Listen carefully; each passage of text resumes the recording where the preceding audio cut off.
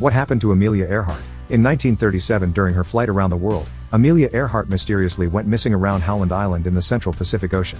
There was a massive search, but her body wasn't able to be recovered. 3 years later, a scientist discovered a partial skeleton on a tiny island called Nicumaroro. The bones were clearly ripped apart, but he concluded that the skeleton definitely was not hers. However, in 2017, a forensic anthropologist took another look at the bones and determined that they were almost 100% Amelia's. They would return to Nicumaroro Island and find something Amelia was famous for using: freckle cream. The working theory is that she was wounded and laying on the beach bleeding, which attracted coconut crabs. The 3-foot-long monsters most likely came out of their burrow, swarmed her and ate her. "Hold my beer," said students in Germany and Austria in the late 19th century, right before they hacked each other's freaking faces off. Mensur dueling was a major thing in universities at the time, and what they would do is cover their whole bodies with protection, except of course, where you want the scars to be. They had to stand at a set distance, or a mensur, coming from the Latin word for dimension, and duel with blunt-tipped sabers sharpened about 8 inches on the primary side and 5 inches on the secondary side.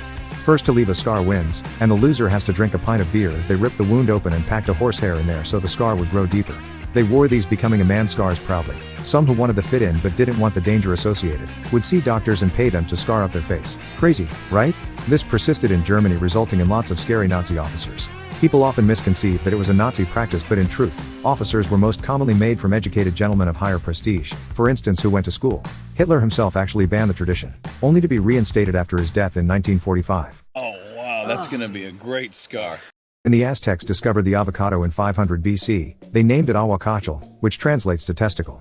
It is likely that the texture, shape, and size of the fruit, as well as the way it grows in pairs, inspired the name of the avocado. However, after the Spanish conquerors arrived, the Aztec name was revised to aguacate, which did not translate into testicle. People also speculate that the word guacamole translates to testicle sauce, but this myth has been debunked by a Mesoamerican language specialist. Remember this the next time you get your hands on nature's nuts. John F. Kennedy was a bit of a hound dog, yes? In the 1940s he was dating Danish journalist Inga Arvad.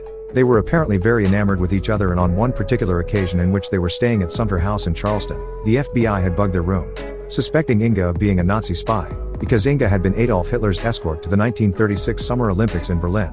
Also, apparently Hitler had went fishing in a particular pond, if you get my drift.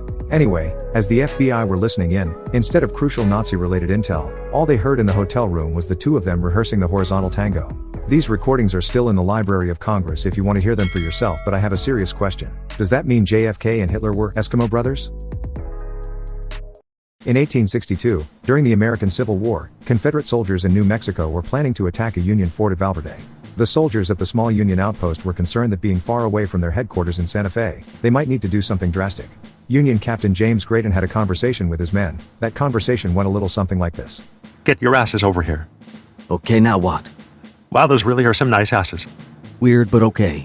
Weird, but are you willing to put your asses on the line? What did you have in mind? I was thinking load a bunch of gunpowder on each one, then we'll haul ass to the rebel camp. We light the fuse, I'll slap this ass, and you slap that ass, then we cover our asses. That should blow a hole in their defenses.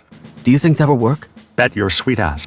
The plan was executed, but when they lit the fuse, the loyal donkeys wouldn't go toward the enemy camp. Instead, they followed their owners who were running for their lives. The donkeys exploded, killing no humans but causing a stampede of Confederate beef cows who trampled into the Union's own camp. However, after losing their food stores, the rebels had to flee. In the end, the Union won the battle, because they bet it all and lost their asses.